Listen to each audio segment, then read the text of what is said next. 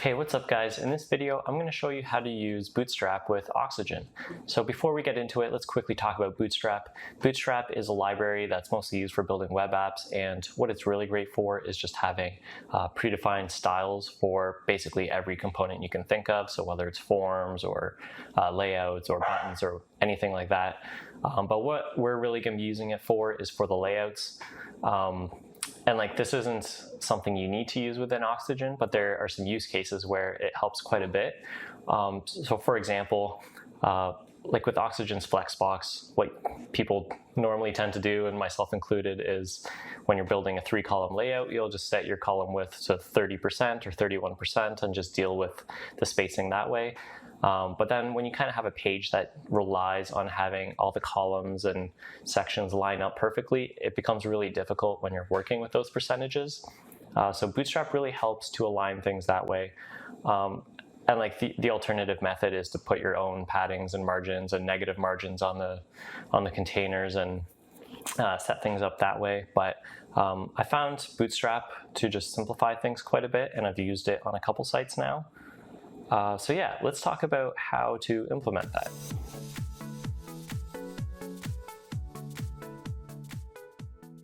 All right, let's get into it. There's a lot to cover, so I'm going to try to go as fast as I can. But if there is something that you missed or didn't understand, I'd recommend just checking out the Bootstrap documentation because they have a lot more there as well. So what we have here is a fresh AF install of Oxygen. And what we need to do first is copy the Bootstrap CSS into Oxygen. So I'll link to this in the article or the YouTube description. But here we have all the Bootstrap CSS, and I've basically just cut away anything that wasn't layout related. So I kept all the column sizing and also a lot of their modifiers. So they have different padding and margin settings. You can choose to get rid of these if you want. Doesn't really matter either way, but I did get rid of all the component styling. So we'll copy this, go to Oxygen, go to Style Sheets, make a new one, call it Bootstrap, and we'll just paste it in here. Go back to Structure, and nice, we basically have Bootstrap installed at this point. All we have to do now is just start using it. So I'm going to walk you through really quickly on how to use it for your layouts. So we'll add a section, and then the way it works is there are containers, rows, and columns. So I'm going to add a div for each one. So add my first div. I like to rename things just to keep it tidy. We'll call it container. And add a class of container. We don't need to do any styling for this because it inherits the styles from the Bootstrap CSS file. So we have our container, and then we're going to add another div. This one is the row. So we'll add the class of row. And then we'll add our columns, which are divs, not actual columns in Oxygen. Rename this, just going to call it column, and I'll add a couple of these. So we have 2 columns, and I can't add my class just yet because that is dependent on what we want to do with it. Column classes have a couple components to it. So it starts off with call, and then there's a hyphen, and then it references a breakpoint, and then a column size, which is out of 12. So the breakpoints are extra small, small, medium, large, and extra large. And the one big difference between Oxygen and Bootstrap, which you'll need to consider, is Oxygen is desktop first, meaning any styling you apply to all devices kind of cascades all the way down to mobile. Whereas with Bootstrap, everything is mobile first, and all your styling basically stays for mobile unless you explicitly set it for a larger screen size. So let's say we want to do 50-50 columns here. We'll go to our first column. I'll put in call, and then I usually like to use the medium breakpoint size, meaning these 2 breakpoints will always stack on each other, and then anything above this will have my size or my size setting. So if I go to column, I'll say medium, and then we want it to be half, so we'll do 6 out of 12. And then we're just going to use that same class on the other one. And boom, we have our two columns that are 50-50. And let's just add some content to them very quickly so we can kind of see what's going on here. So I'm going to add a heading, make it an H2. We'll fix that line height. Copy some dummy text in here.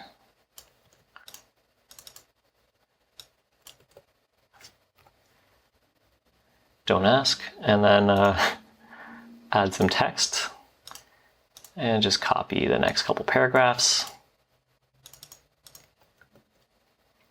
There we go. And then for the heading, we'll give it some spacing here too. And then we can just use an image for this column. So go to that column, add an image, pick something from the library, beer bottles because it's summer,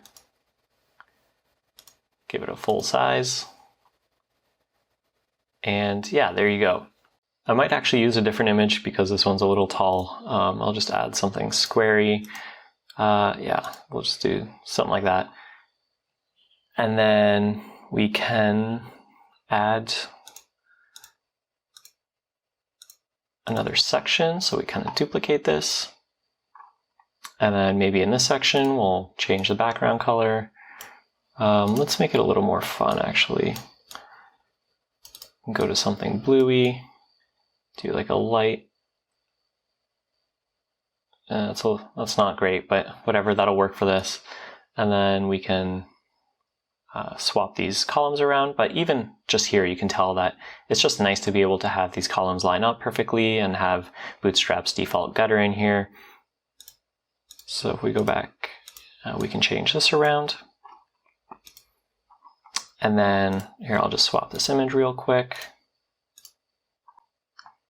And then I'll give our page a quick hero section.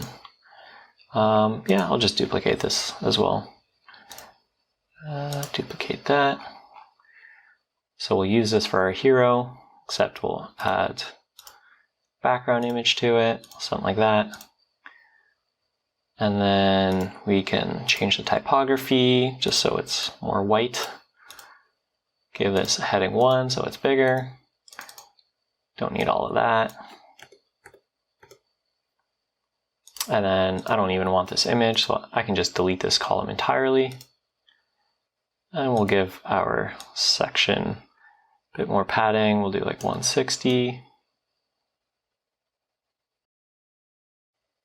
We'll make this, oh yeah, it is an H1, so I'll just make it bigger so it looks a bit nicer. And then what I might do here also is play around with this width. It's a little narrow right now. I feel like this text could go further. So I'm just gonna use Bootstrap and get rid of this because I want this to actually be longer.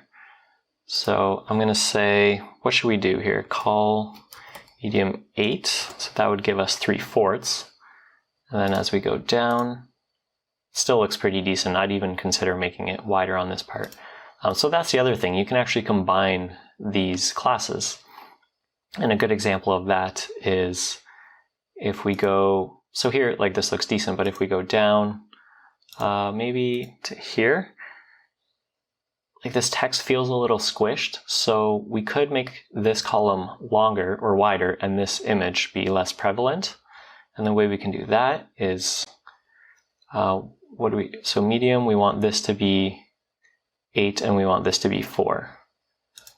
So let's actually click the proper column here. Right now we have it to 6, but we want 8 and 4 here, and then on a larger desktop or a larger screen, change that back to 6 and 6. So I'm just going to get rid of these real quick. And I'm going to say on that column, on that text column, do call medium 8. Then on the image, that'll be call medium 4. So that's going to apply all the way up, but we want 50-50 above this breakpoint, which is the large one. So we can add call large 6. And this one can be call large 6 as well. So now when we move up, we get 50-50. Same with on the bigger screen size. And I'll just do the same thing for the section below for consistency.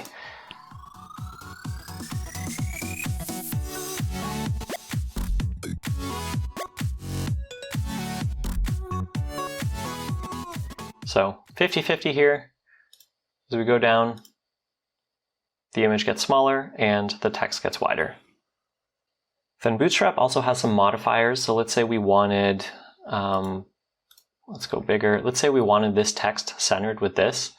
What we could do is just put our own class on this row and center things using the builder, but we can also just use Bootstrap's styling if we wanted to.